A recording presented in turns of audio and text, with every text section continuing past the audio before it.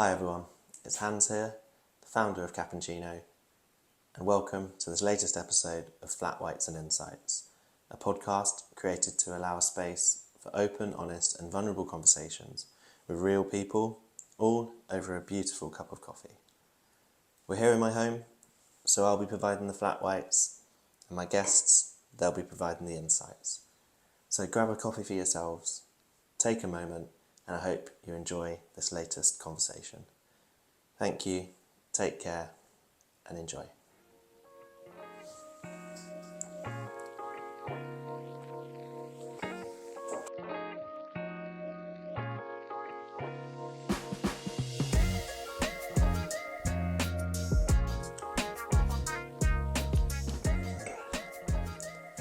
Alex. All right, mate. Yeah, good, thank you. No, thank you for taking your time to come and have a chat. So I know we've worked together just over a year now. Yeah. So I feel like we probably know each other quite well. Maybe a little bit better after this, we'll see. But for those who don't know who you are or what you do, is it right to just give a kind of very brief introduction? Yeah, no, absolutely. So yeah, my name's Alex. Obviously work with Hans at the Berks and Bucks FA. Football development officer leading on women and girls football. But really, to be fair, my whole life is football. Yeah. That's my passion. Been involved sort of playing from a really young age. And then sort of stepping up to coaching as soon as I could, really. Yeah. And then again, going through university and making sure that I sort of followed that path into football professionally. So I think, that was important for me, sort of following my passion. Yeah, no, definitely. I think that's something, or I've noticed since joining. I mean, I've got a similar passion as well. You know, there's in our team, obviously everyone works in football, but there's some people who football is what you live and breathe kind of thing, and I think we're the same. I'll be interested to know do you know when that started, or was it almost as soon as you can remember? Yeah, it's interesting. I think in terms of obviously playing football, I started a little bit later. So I think obviously most people were playing 6, 7 years old. I think I started probably 8, 9. So a little bit sort of after maybe a team was established and whatnot. Yeah. Obviously hard to remember that far back. I know I'm not that old, but seems like a long time ago. Yeah. But yeah, just really mates from school, everyone's playing football, you want to sort of get involved, and once I started playing I caught that bug, and No, you never really lose that. That's the thing, definitely. And I think football, I mean, we see a lot of people who volunteer in it. We see kind of how much it is more than, I know there's that football's just a game and we get it, like at the end of the day, it's a sport, there are more important things, but I mean, I know personally I've made some of my best mates through football, or I've had, like, if you're having a bit of a tough time, like football can be something that kind of drags you out of it. Obviously, supporting Wickham, there's also been times football has kind of dragged out, and we won't mention MK Dons this season, but there we go, we are. But no, so it's so I just wonder if that again, it's more like it's about the people, isn't it, that you kind of meet through. Yeah, absolutely. And I think in terms of almost the social side of things, I think the skills you learn from being involved in football. So from when I've sort of played, going to different trials and things at different places, you meet new people and you become in that situation where actually you just gravitate to people and make new friends. And like a lot of people I knew, especially through school and whatnot, I probably knew half of Oxford through football. Like you go and see someone, and even now, like when I'm going to tournaments with my boys, seeing people that I used to play football with and catching up, and you've not seen them in 5 years, but there's that mutual almost relationship from where you've probably played together in the past. And that doesn't go away. Do you know what I mean? No, Even definitely. if you see someone and you have that catch up and a little bit of a reminisce, is quite nice. But yeah, definitely the social skills and that sort of side that you learn from football is invaluable. And I think for me, especially going into university, like from coaching at 16, where the majority of other coaches are probably 20, 30, 40-year-old men, actually, as a 16-year-old, just learning to go over, have a chat with them, and actually from sort of taking my team from under sevens, built up some really good relationships with sort of older coaches. And I think in terms of maturity and almost growing up quickly, that is one of the things that helped me to grow up so quickly. And actually, again, when I went to uni, spent sort of a lot of time working with the mature students, and found myself, I think, in a fortunate position where obviously I was young and I was going to uni at the age you would, but sort of had a good relationship with the mature students and the lecturers, but also a really good relationship with the people my own age as well. So almost sort of feeding into both those groups. Yeah, so you got the best of both worlds, and I think that's it's interesting. I know myself. I mean, I left uni in 2016 now. So, and you go into like kind of the real world, should we say, after or something, and actually, just doesn't matter what age people are, you can connect with them. And I think like our team's there's a pretty good mix of ages. I mean, and that's really nice. All the volunteers we work with and the connection. I think you can just learn so much from people's life experiences.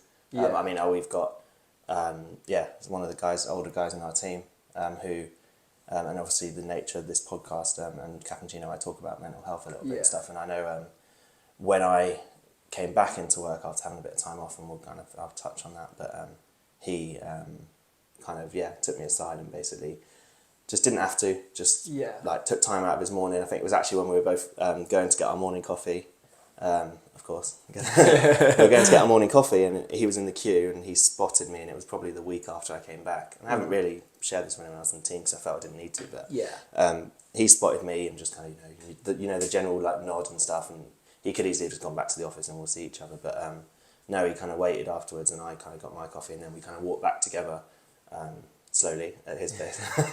Walked back together, and he just kind of just mentioned how he'd had experiences of kind of therapy, had his own challenges, and just that was quite nice to have like particularly an older guy in the team, just basically, and that was one of the moments when I came back and I was like, yeah, this is like a good place to be. Yeah. So I think having those kind of experienced people around you is really important.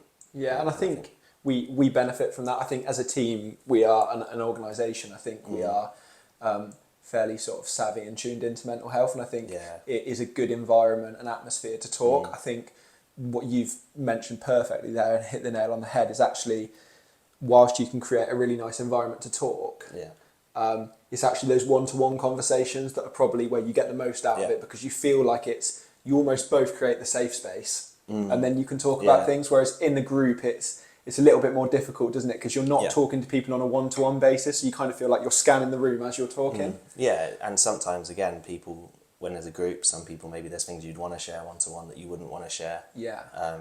Or people who maybe are less comfortable with that, and you don't want to make them feel like they have to share. But yeah, or for myself, and I'm interested actually, because I know you mentioned like kind of came out of uni, you're a little bit younger than myself. Is this the first kind of office environment job you've had? So this is, no, absolutely. So you've not got anything to like compare against? Yeah, no, that's exactly right. And I think that the difficult thing for me, obviously coming out of uni, is came home Easter, COVID, thinking that this was just going to be a little thing and I'd be back in a couple of weeks' time, and never went back. Okay. So again, like in terms of a uni experience, that was obviously a little bit sad, because you don't get to do those celebration things, like you don't get to graduate straight away, you don't get to have those leavers meals, do you know what I mean? You don't get to have those nights out when you're really celebrating. And it's like kind of sat in my room finishing my dissertation because I couldn't do anything else. I'm just sat there just typing away on the laptop. And that again was a little bit sad. It's a little bit of an anti-climax to the whole experience, because you spent 3 years with people, you really want to celebrate with them. And whilst, to be fair, my uni was good and let us graduate a couple of years later and whatnot, it's just not the same. It's not the same as finishing, graduating and sort of getting on with things. Having that kind of moment where you all do it together and you celebrate what you've been through, And it was nice to obviously catch up with one, because we'd not seen each other in so long. Again, it was nice to have a catch up, but it's not quite the same, and it was a little bit of a sad experience. And again, coming back in COVID, like you said, there wasn't jobs. Like people were being laid off left, right, and centre. It was hard enough to sort of keep your job if you were in one, let alone try and get a new one. Yeah, there was that period where it was kind of. I remember that. Yeah, with our team, or we kind of. I was working previously at a charity, cancer research, and like we kind of. It was just that day when it was like, that's it, everyone, you're going home and you locked down, and like in the end they furloughed a large amount of the charity. I think like 60%. Yeah. Our team stayed, but even so, when I loved the team there as well. For me, that's a big thing about a job. That's why I'm still that's why I think I'm really happy with where I've found now. Yeah. Because it's that kind of that banter where you come in the office and it makes a difference. And when you're just doing your job at home all the time, especially because we were making a lot of calls. Yeah. And it's difficult. People. Sometimes it was nice because you would be speaking to people at least. I didn't feel like I was totally isolated. But at the same time, sometimes you're calling someone and it's a difficult time anyway, and they might have just, I don't know, lost someone or be struggling because of lockdown, and the last thing they want to hear is like, can you start your direct debit again and stuff? And so I just felt a bit guilty doing those Yeah. calls and just needed that connecting. But I think that's what we've kind of got as a team. But I think that's interesting, like, or I would say, like, you don't realise, I don't think, well, I think we do realise, but like how good we've got it. Yeah, because I've had managers before, I've had teams before where I really haven't felt valued as a person, and I think we're in an environment where that is the case. Definitely. I think, for me, I probably would say that I benefited from going back to work during lockdown. So I was coaching in schools, so obviously it was key worker children. Yeah. But I think, like, obviously touching on the mental health aspect and being isolated, if I didn't have that, I think I would have struggled. Like, I think it was obviously difficult, and being able to almost have sort of 3 or 4 hours out of my day still, where I was going into schools, connecting with kids, and do you know what I mean? Having that opportunity to still get out and experience things when everyone else was inside was really important to me, and I think that made a massive help. And actually, through COVID, probably didn't suffer massively with mental health. Well, sort of, I think it would have been easy to, like, it would have been easy to become isolated. And actually, quite funny, I went down to Slough Town walking football. Oh yeah. On a work visit to see how they were going. I was talking to them, and one of the old chaps, I can't remember how old he was. I think he was 70s, 80s. Yeah. Still playing. He was telling me, my highlight of my week was going to the shop. Yeah, and that's the thing. And for some people, like, and that was it. And that was his highlight during COVID. Actually, he loves walking football and he loves getting out and playing with the guys. But actually, during COVID, his highlight was just going to the supermarket. And I think that summed up, I think, lockdown probably quite well. Yeah. Remember when it was like one walk a day, or people trying to do it. And I think, getting outside, or as you said, being active, and it just kind of, as you say, that having that there probably was really beneficial. And also, I guess, where, as you say, you do coaching now, you still do it. So working with kids, working with young people, it's something where you were still honing those skills, but maybe in a different environment. And kids, I've had experience working with kids as well. After I had my kind of breakdown, and from like doing my PhD, which I kind of touched on in my introductory episode, if you haven't had a chance to watch that one yet. But yeah, and that I think being around kids, like the innocence of children. I know it's kind of a cliche, but like they just, nothing else is worrying them. Like, they want to kick that ball, they want to run, and they like just want to have a laugh and something. And I think that really helped me. Just to see, that you can enjoy like the little things and you don't have to stress. Yeah, and I think that's exactly it. Like, you've touched on how rewarding it is working with children. Yeah. Like, when I was coaching in schools, you see the other side as well. Like, you go into a lesson, you spend an hour and kids are messing around and just being a nightmare, and you go home and you're like, oh my Lord, like, how did I do that? But equally, I think one of my best things, and actually when I was working at a school, in Burford, I did some PE there, and an opportunity came up, almost working with their like reception nursery, and I was in there all morning, so I'd go in there from 9 till 12, so I'd do little bits of PE, but actually going in and in between times and just sitting in the class with them, and just like they're just building Lego blocks, or do you know what I mean, but just being around them, and actually that relationship you build up with children, you almost become that sort of like quite special person to them, and they really sort of, when you're engaging with them, it's so rewarding. Like, go away from those sort of 3 hours and I'm like, do you know, I absolutely loved it. Like, it makes you forget, they're, like you said, they're so innocent, it makes you forget about everything else that's going on, because to them, like, this is just their world, and you almost immerse yourself within that. And I think that was really special. And actually when I left there, obviously to join the Barks and Bucks, like, it was quite sad actually. Like, they made me a massive card and everything. It was just like, it was really lovely, and I really enjoyed my time. So I do miss that to an extent now. Don't get me wrong, but I think making that step into something obviously more office based. And I guess that foot in the door, like career in football as well. And like we say, we're both very passionate about that. But no, it's difficult, that leaving sometimes, that moving on. But it's like, you got to take those challenges. You got to take, because as much as that was nice, it's like you can't do that. Yeah, and it forever, just became like that sort of hours were becoming more and more sporadic, and like, I wasn't working all the time, so I might do like an afternoon at one school one day and a morning at another school the other day, and it just wasn't full time. It wasn't like feasible as well. Like, it wasn't a full day, and it just wasn't feasible to continue to do that. So obviously had to look for something full time. But coming out of uni and landing a job pretty much straight away, it was really good for me. And I think, I think we, like you touched on, our team is just very personable. I think we've all got really good sort of personal skills, and that relationship I feel like we've built up between probably 5, 6, 7 members of the team, especially, like we're very tight. And for me, it's really important. Like, I think obviously whilst you're working and you're there to do things, it's really important that you've got that social time to build up relationships and just have a laugh, because that's what makes you want to go back each day. No, definitely. And I think it's that we really feel like everyone can be themselves as well. Yeah. Like, it's not like we're kind of suppressed, that even when, like, you know, the boss is around, and like everyone can just be themselves. Yeah. And and I think for me that was, or again touching on that, the time I was obviously off work last summer. So I joined in April, didn't I? I joined in April last year, and then July time I had like 6 weeks off. Yeah. It's hard now. It's crazy looking back now that it was that long.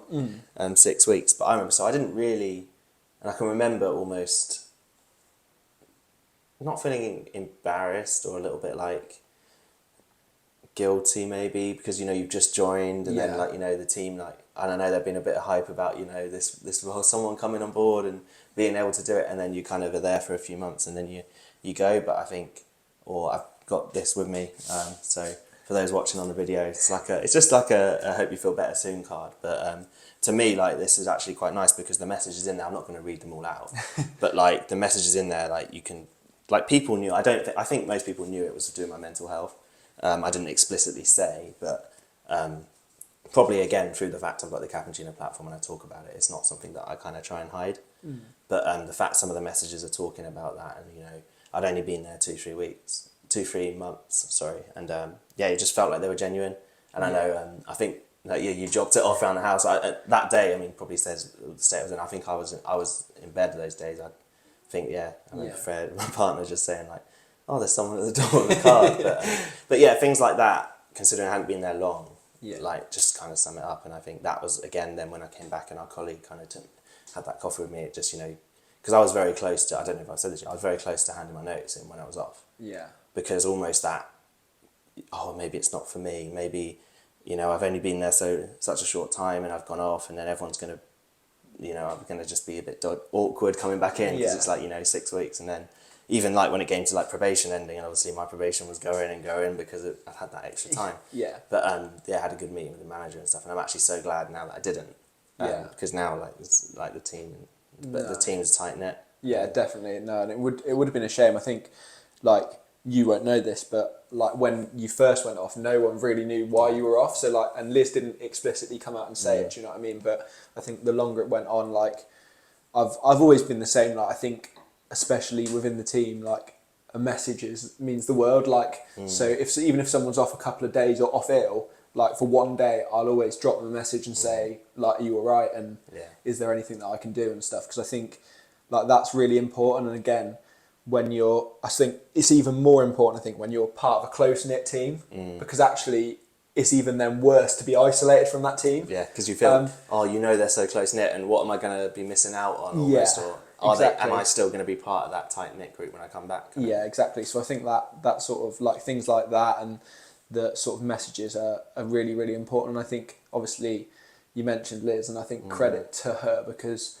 the atmosphere that's been created and the environment that's been created by her especially is really important. Because I think you touched on it there, it's not necessarily the environment in the office, but it's the fact that she's visible and joins in and has a chat and sits down and has a laugh with everyone, and it doesn't feel like she's up here and everyone else is down here. Like, it feels like you're all part of the same team and all on that same personal level. And obviously, work professional wise, there are those levels. But there's got to be, otherwise nothing gets done.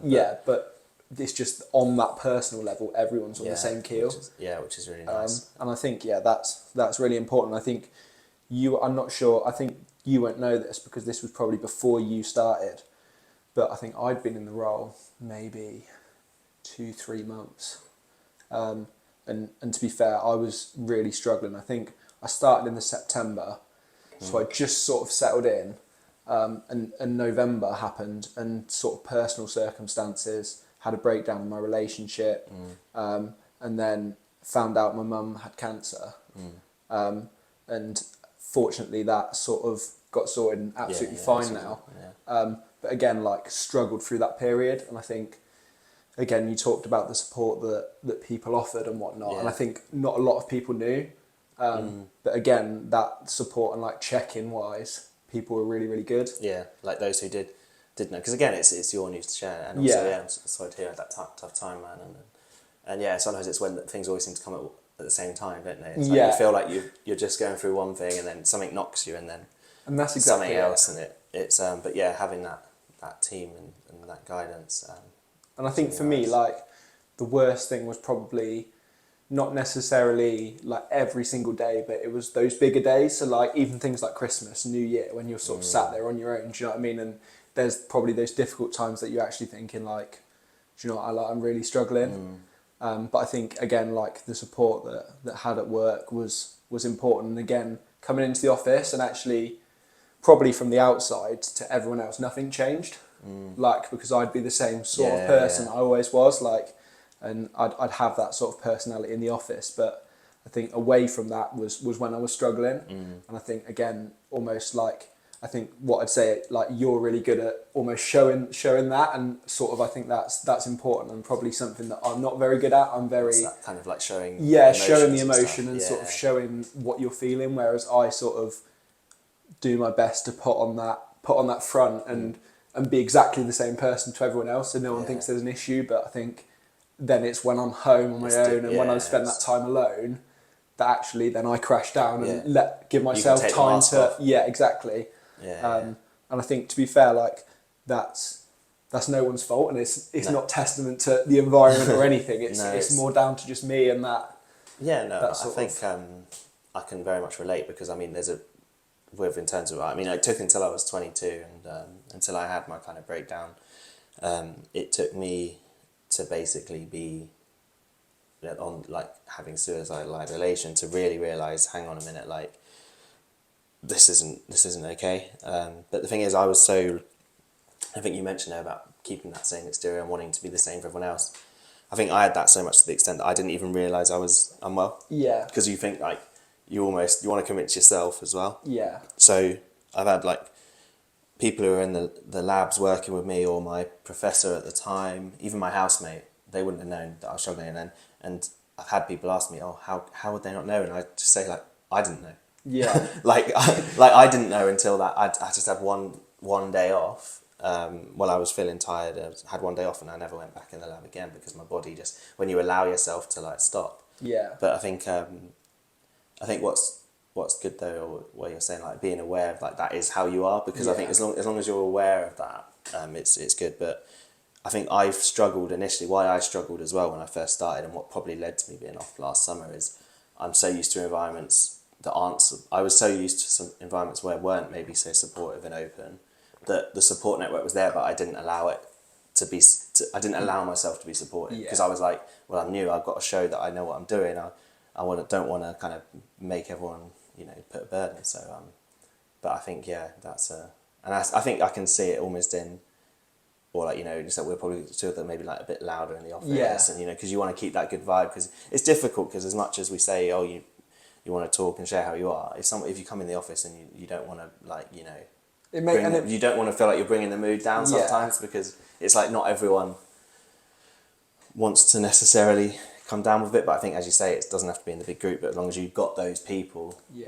And I think you said it there, like it's almost harder when you've got that big personality to then, because you feel like something to live up to. Because and that's exactly it. But then your lower level is such a drop off from where you are. And I think that's like probably the biggest thing. Like again, I think it was, I don't even know how long ago this was, but like was driving into work and just started sobbing, like literally just driving into work. I didn't even know what it was. Yeah, like, sometimes it's just sort of halfway to work and just sort of started to break down and like started sobbing, and this like drove into the car park at work and just parked up and just sat there and literally just cried in the car, and then almost getting myself then into the office and having to like didn't share it, just sort of just went into the toilet, like wiped my face. Almost you feel like okay, get yourself sorted and then come in as normal, like and that's exactly it. And it was like obviously tried my absolute best to build myself up to go into the office, and I think it was even harder because like everyone was in, like one of those days, and I think I was probably 10-15 minutes late because I just sat there and just had that time in the car, and actually like the thought of walking into the office with everyone there sort of looking at you saying, oh, how's your more, like, was like, oh my lord, what do I do? And I sat there like I don't even know what to do. And I think like one of our colleagues like drove up, parked near me, but like I just put my sunglasses on and was just sort of sat there like sobbing. And I think obviously have told people since, but again, like that build up of, I think it's like, it's only happened once, but that build up where I literally just sat there and I was like it's just too much. Yeah, and I think it's, or again, I don't know, for like obviously I'm diagnosed like anxiety, depression, but I think like there's a spectrum. I think it's like everyone gets anxious, right? Yeah. And it's just like my threshold is probably a lot lower, or has been when I was unwell. Like there were times when that was almost every day, probably building up to when I was off, and I've had times like that. And then I think it's that when you've been off, or when you're coming in late and you feel like, particularly being quite like, you know, big character in the office, which you are, like bring a lot of positivity and like and a lot of energy to the office. It's almost, if you were just to walk in quiet, people will be a bit like, what's up? And again, when, and sometimes you don't want people to ask, you just want to, as when much as they're trying to do the right thing. And when that's just happened and you've just let out that emotion, like you don't want to talk about it. No. Like it's not something you want to go in, oh, it's happened, I'm just going to go and talk about it straight away. You don't want to talk, and you just want to get on with what you're doing. So that was hard, and I think probably had it sort of at periods in my life where actually I've been quite low, like especially at uni. I think going into sort of my second year. So obviously first year you live in halls and had like a good relationship with everyone and built up this relationship with the people I live with, and then they sort of moved away to go and live in a house. But you know, I'm like with getting up and stuff, like getting into lectures from Plymouth City Centre was not going to happen for like a 10 o'clock. No, getting the bus and whatnot, because I didn't have my car with me at that stage. There was no chance. So obviously wanted to live closer. So there was like a sort of almost like flats and apartments that weren't like run by the uni, but were literally 5-minute walk down the road. So went and moved there, but didn't know anyone. So I think they were like the year above, and 3 or 4 of them knew each other. Some of them didn't, but got to a stage actually where like I didn't leave my room.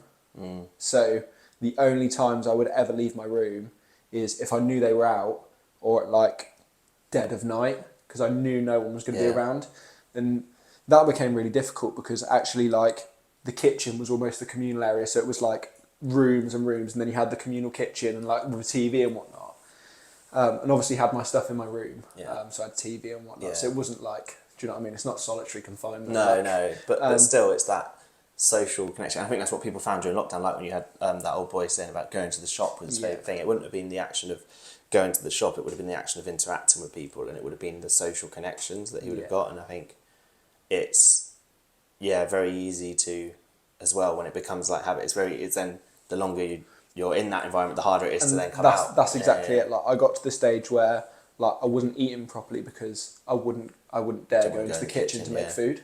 So like I'd literally, the amount of takeaways I ate was absolutely unholy, because I'd rather walk down to the takeaway and get food, bring it back to my room and eat it in my room, than risk going into the kitchen and someone being there.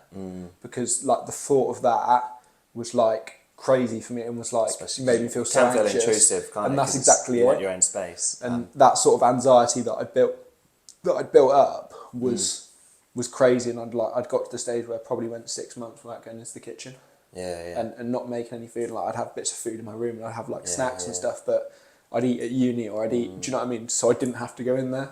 And I think that was probably difficult, and again, sort of moved away from that. But that was probably one of the most difficult times, because you do feel isolated, and when even in your own, if you don't have space, like your own space, to just be yourself and in your own home, that can be very difficult.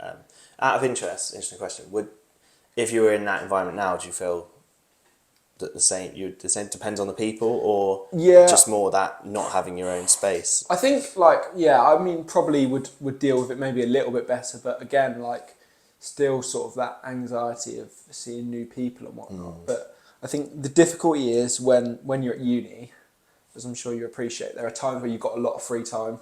Yeah. Like you might have a 10 o'clock lecture, be there till 12, and then you've got the whole day. Oh, I don't know. So I did chemistry. I was busy all the time. Some people did. Yeah. I mean, but- well, in my Mickey Mouse football degree, Yeah. it was difficult because you might have one lecture a day, and then you've got 6, 7, 8 hours where you're just in your room, and there's nothing else. Like there's nothing else to do, and that was probably the hardest thing for me. Like having those times where actually no. You had probably more free time in like your third year and stuff because there was less modules because you're doing your dissertation. So I spent even less time in uni. But fortunately, I was in a space where actually I could go into the kitchen and build relationships with people. But yeah, I think that was probably the hardest, having so much free time and not knowing what to do with it. And I think probably, especially when I started at Barks and Bucks, obviously you're doing 9 till 5. But as you know, like I'm doing something every night. Like I mean, I think I've had even like a few colleagues. Like they say, how does he do it? Like he's doing football. But when you're doing something you love, as much as I don't agree with that, do something you love and you don't have to work a day in your life because it's still you can still burn out and you can still overdo it. Yeah. But if I've had before that thing of like it's why I work full time, but I do cappuccino alongside and help out at Didcot Town doing the stats and everything because I feel there's things either give you energy or they take energy away from you. And for me, if I'm doing my cappuccino stuff, it gives me energy, and probably similar for you, like when you're coaching or when you're playing football, like you, as much as physically you might be tired, you probably feel better for doing that than just coming. That's exactly it. Like I think it's that getting the balance right because like probably early, obviously at the start of this football season, was training a Tuesday and a Thursday, so was doing that. Had my team training on a Friday. And was goalkeeper coaching Monday and Wednesday. Yeah. And then I was going to watch a game on a Saturday and I was coaching my team on a Sunday. And it's like, where's that free time going? Like Craig David.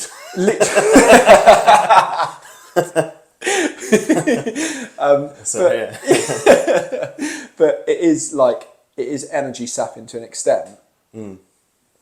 But at the same time, like it probably, again, coming from a time where potentially having too much free time was eating up my mind and actually making me feel probably a little bit down and depressed at times, actually having a lot to do, being busy, meant that even if I was feeling low, I didn't have time to feel low because I would literally work, coach or play, get home, have dinner, go to bed, wake up. And it was just that structure. It was just constant. And like I didn't have 5 minutes to sit there in my bed and go, I'm not feeling great today, because I would literally get home, I'd be so wiped out, I'd go to sleep and wake up the next morning and go again.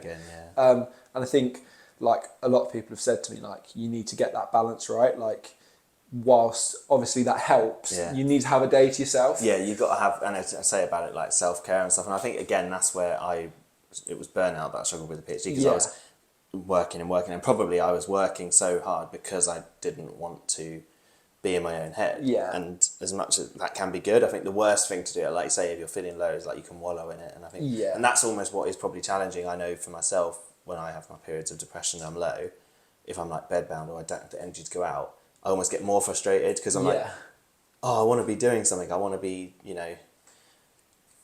keeping busy. But actually sometimes it is like the thing is to rest. So I guess that's the thing, isn't it? Like finding that time. It's the balance between the two, isn't it? You don't want to get into the stage like I was talking about where you're burning out because you're doing so much, but equally you don't want to give yourself so much free time that you're wallowing in that sort of feeling. So it's getting that balance right. And I kind of feel like now, obviously, having moved clubs, training once a week, and I've cut down my goalkeeper coaching as well. So like, and again, and that's exactly it. And like, so now like goalkeeper coach on a Monday, I've got Tuesday off.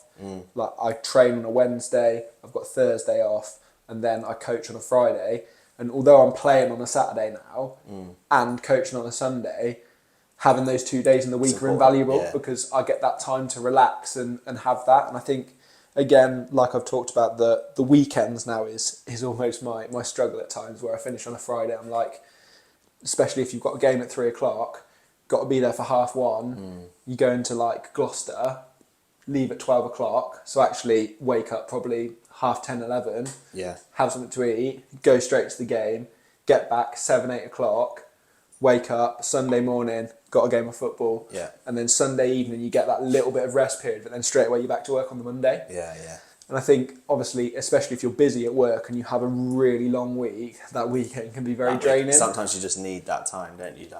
That time. But I think that's where, and again, I don't know, it's difficult, isn't it, as well, because where we'd like, as we say at work, the environment is great, and we almost maybe could, like, I don't know, have that time, but then there's period, and when it's not super busy, I think that is okay. Like I've had, explicitly, like my manager say, or our manager say, like, if you've done all you need to do for that day, and that's what you take, like, don't just sit around, don't do more hours for the sake of it. Like, make sure you take time for you, because that's something I'm not always the best at. No. I almost need that, and I think what's great as well is if we've worked one of our like cup finals and we worked a weekend or evening, I came in the next, like on the Monday, and I started like 9 or something.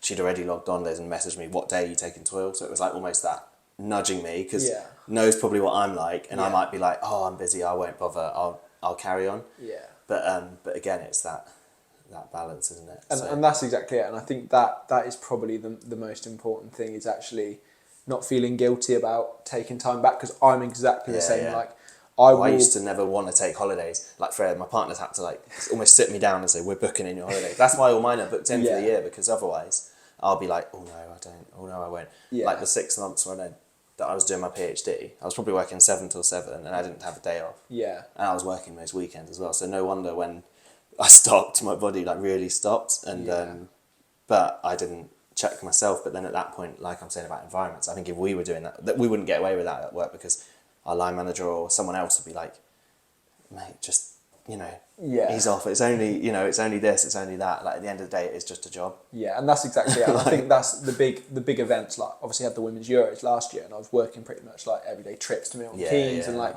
you're getting back late, and they're like, well, why aren't you taking a week off? I was like, well, if I take a week off, I'm going to do 2 weeks worth of work in a week, because I've got to catch up with it. So I said, I'd rather get this out of the way and then take my time off where I can properly relax, because actually, if I go and take a week off now, all I'm going to be thinking is, what am I coming back to? What am I going to have to do in these next? And I think what you spoke about was exactly what I'm like. Like, if I'm really busy, I'll work over the hours that I'm meant to. If I'm really quiet, I'll work the exact hours that I'm meant to. Yeah. It's hard, and that's the difference. Which then doesn't balance. I'm way above what I should be. So it's almost, if we're not busy, almost, I don't know, it gets to 3 o'clock and just saying, maybe, or easing up or doing something. But then it always feels guilty, because you just think of it on that day-to-day basis. Yeah. When you're on that day and I'm not busy, the way my mind's going, I should be doing this, I should be doing that. I'm not thinking, 2 months ago I was working all hours. Yeah. It's just you go on that day-to-day. And I think, again, I think I've got better at that. And when I first came in, obviously you want to hit the ground running. You want to prove your worth to the business. Like, of course. It's natural. It's human nature. Yeah, so you work those long hours and you want to be impactful. But I think I've got much better at doing that and actually not feeling guilty and saying, if I've worked till 10 o'clock the night before, I'm going to finish at 3. And I'm not going to feel guilty about it, because actually I've worked. It's not asking, no, it's saying. It's just doing it. Saying I'm going off. Like, And I think that is important. Yeah, no, definitely. No, I'm wary of time. I think we had a good conversation there. I really do appreciate it, mate, as well. And I think especially it's good. And as I said at the start, like, we work together, but there's certain things that, we haven't spoken about, or things, and it's just good to know. I think we're wired quite similarly. I think in the way that busyness and wanting to be productive and wanting to do. I mean, I think, for example, it sums it up like yesterday when we were sorting out the storeroom and stuff, and just do and want to make things happen. Yeah. Definitely. So before we finish, I think I just want to ask a question, which I think I'm going to ask everyone. Cool. So I want to say, what is happiness to you? And it's not an easy question. Talk about a hard-hitting question. Yeah, I know. What is, like, in terms of when you think, whether it's a time you've been happiest, could be a way to answer, or just what do you think you would strive to be happy? Yeah, I think, like, for me, would always say that, like, my happiness is probably other people's happiness. Mm-hmm. And probably the type of person where actually everyone else's happiness around me is the most important thing to me. So I can be happy when everyone around me's happy, and I'll do what I can do to make those people happy. Equally, there are times where that comes first and sort of reflects on my own happiness, and actually I'm probably down here. But I think that contentness that everyone around me's happy, and I think it's almost that, like, having that memory. I think probably a little bit of a morbid way to look at it, but almost like when you're gone, how do you want people to think about you and reflect on you? And I think it's really important to me that I've had an impact. Like, I feel happy when I've impacted other people's lives positively. Yeah, no, definitely. So like with the coaching, like, do my best to make sure like all the kids feel like they're buzzing, and that's why they it's so love rewarding, it, because they remember that. and that's exactly that. So for me, I think happiness is making other people happy and having a positive impact on other people's lives, and then I can start to build towards my own happiness when that's happened. That makes sense. Yeah, definitely. That's probably happiness. Awesome. Strong answer. Strong answer. But as I say with that, and I think I'm similar, it's just that remembering that not to undervalue your own happiness and stuff as well. Because a lot of those people that you want to make happy will be happier knowing that you're happy. It's just that cycle of wisdom. Yeah, it is. Because it's difficult, because I don't feel I've been a people pleaser, but I think I'm the same. It's like I couldn't be happy knowing that other Someone people else around was unhappy. Unhappy, Yeah, absolutely. Awesome. No, thank you, mate. That's right. Appreciate it. And yeah. Lovely. Let's go and watch the football. Yeah. Thanks, mate. Yeah. That's all right.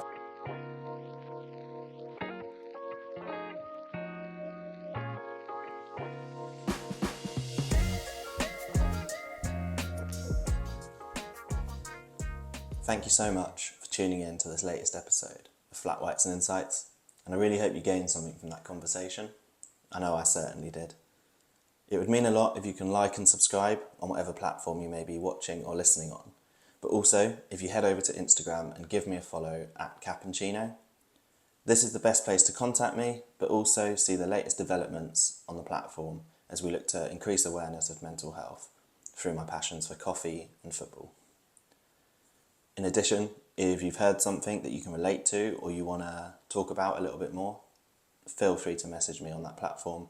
But also, if you fancy coming on yourself and having a conversation, then do let me know, because I'm always keen to connect with new people and get insights into other areas and other passions and other challenges that I might have no experience of myself. Thanks again, and I really hope you tune in for the next episode. Take care of yourselves. I've been Hans. Thank you.